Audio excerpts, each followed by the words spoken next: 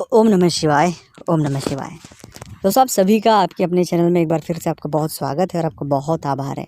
आप जो प्यार और सपोर्ट आपके अपने चैनल को कर रहे हैं, आपका दिल से बहुत बहुत धन्यवाद। दोस्तों, आज हम इस वीडियो में बात करने वाले हैं कि भूलकर भी आपको ये काम नहीं करना चाहिए, नहीं तो आप एक भारी नुकसान के लिए तैयार हो जाइए और आपके जीवन में कई सारी परेशानियों को आप खुद स्वयं ही न्योता दे देंगे।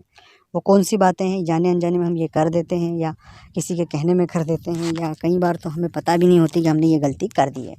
तो कौन सी गलती है, उन्हें कैसे हमें सॉर्ट आउट करना है, कैसे उनसे बाहर आना है और ये गलती से हमें कैसे बचना है, इस वीडियो में हम उसी पर चर्चा करेंगे।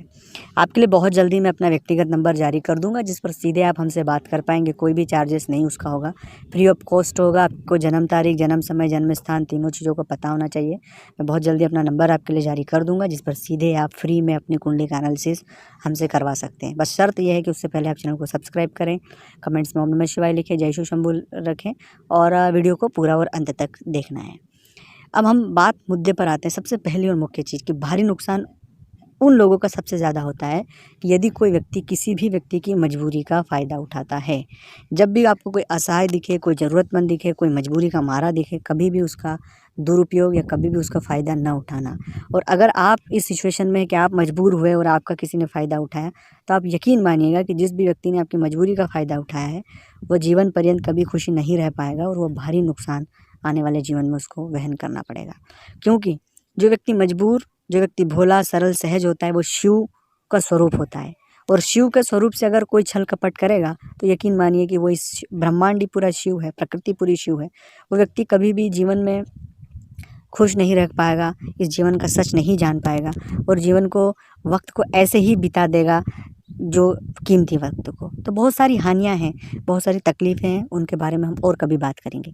पर मूलतः जो पहली और मुख्य बात है, जो मैं आपसे शेयर कर रहा हूँ, कभी भी किसी भी मजबूर, असहाय व्यक्ति की हमें मजबूरी का फ़ायदा नहीं उठाना चाहिए, उसकी मदद करना चाहिए।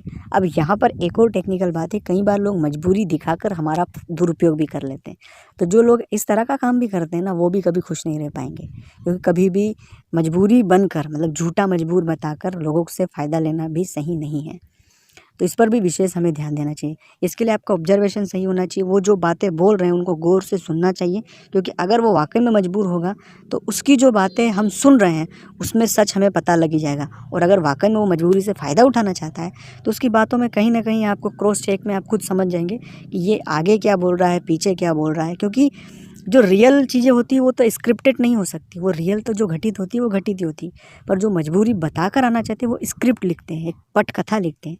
तो पटकथा में कई सारी त्रुटियां हो ही जाती है। तो अगर आप उसे ध्यान से सुनेंगे तो त्रुटियां आप स्वयं पकड़ लेंगे और तुरंत क्रॉस क्वेश्चन आप कर दें, आपको चीज़ें समझ आ जाएगी।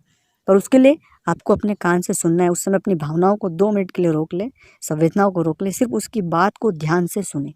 जब आप ध्यान से सुनेंगे, आप खुद समझ जाएंगे कि ये सही है या गलत है।